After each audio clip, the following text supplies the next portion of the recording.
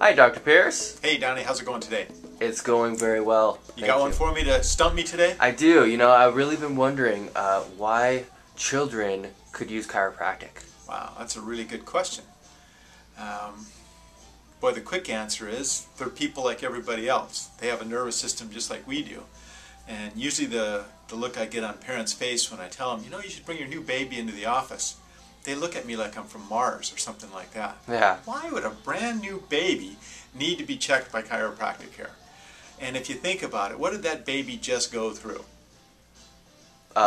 It just was given birth to. Yeah, it went, you know, crushed through this birth canal. Right. Up to 90 pounds of pressure per square inch in a normal delivery.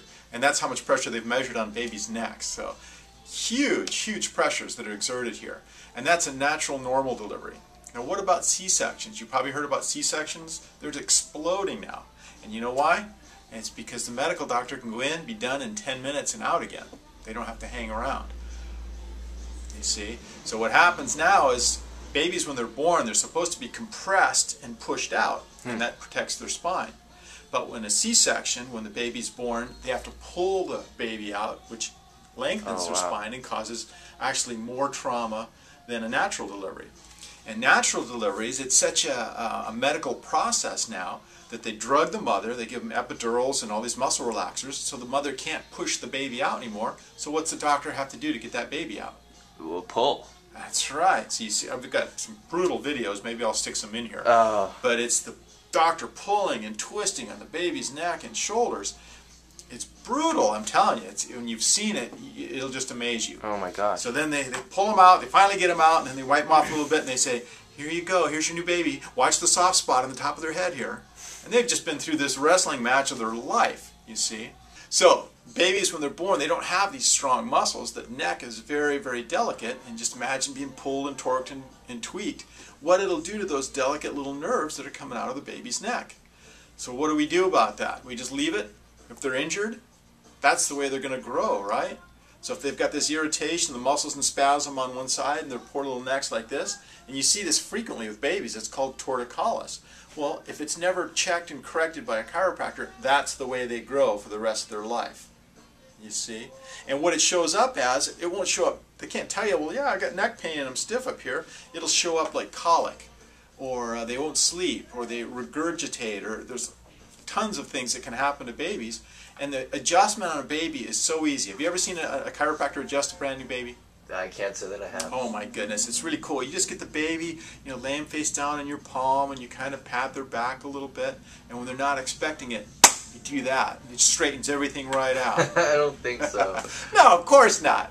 That's what people envision, though, when they think of chiropractic care. Right. When you adjust a baby, like I said, they're all cartilage. Even their little skull plates are movable because they just came through that birth canal. So the skull plates a lot of times will be pushed up underneath each other like that. And to adjust them, it's so simple and so gentle. Matter of fact, if you take your finger and you put it on your eye and you push on your eye, that's how hard you adjust a baby. It's very gentle, safer than any drug you could possibly give them, you see. So we just go right down that little spine and we realign everything, make sure everything's working. We check the pelvis, check the hips, check the skull plates. It's the most gentle thing in the world. And babies love it. They know a good thing.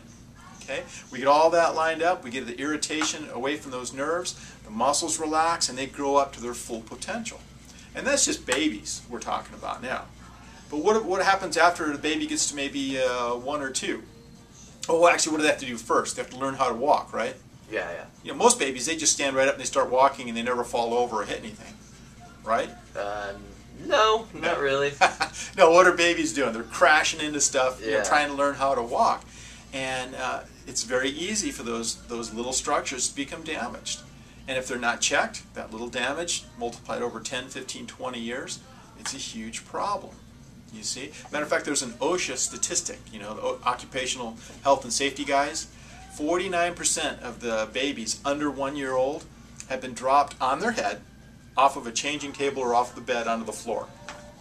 So that number again, 49% of babies 1 year or younger have been dropped off of a changing table or a bed onto the floor, onto their head. So how many of those babies do you think should be checked? At least 49%, right? At least. Exactly. So that's why we do babies. But after they grow up a little bit, they learn how to walk, then what do? We do really smart stuff, like we slap wheels on our feet and we go tearing off down hills, right? And go crashing on skates. Or we play, you know, ride on quads, or we do jiu-jitsu, or all these things kids are doing. Soccer, they're bouncing the ball off their head. Football, tackle football is huge. I mean, I see these kids coming in just tweaked. But most kids never get checked. You know what they're told? Pat them on the back, they say, run it off. You'll be fine. They're not. They get injured just like anybody else. And you got to remember one last thing, and that is when these kids are growing, they're growing at just a furious rate. They're going through what we call genetic windows. And these genetic windows are where everything is developing and forming that's going to be with them the rest of their life. So if they have irritation of that nervous system and they're being pulled in different directions, as the twig is bent, so grows the tree. So our goal is to make sure everything's balanced, everything's moving perfectly. We get rid of all that irritation to their spine and nervous system. And then they grow up and they have no trouble. Some of the most common conditions or the symptoms that can develop, you've heard of A.D.D. and A.D.H.D? I'm quite familiar with it. Exactly. Well, just imagine that little child's neck had been tweaked, either when they were born, or bicycle accident, or football, or whatever. And those nerves up in that neck are being irritated, and they're just firing off all the time. And the baby's, you know, the kid's just on edge like this. He's climbing the walls. When we get in there, we gently remove that irritation of those nerves. Everything calms down. They can pay attention better in school. They're, you know, everything's just better. They can learn better. They,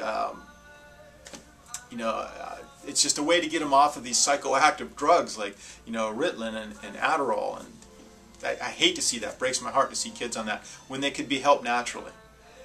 Most parents, though, you tell them, oh no, it's dangerous to go to a chiropractor, and yet they'll give them these psychoactive drugs that are similar to cocaine. You see the mix up there? We're a mixed up world. Asthma responds very, very well to chiropractic care. Bedwetting has been documented clinically. Kids have trouble with bedwetting, problems with their pelvis, you know, the nerves in their pelvis controlling their bladder. Easily fixed. But what do? They give them these drugs, and it's terrible. It's very toxic. Our position is everybody needs to be checked. Not everybody needs treatment, but everybody needs a checkup, and the absolute earlier the better. So let me ask you, what age do you think a person should be checked in life? I'd say, after what I just heard, maybe 1 minute. That's ideal. Right. All right, my friend, that's it for today. Thank you, Doc. You're welcome.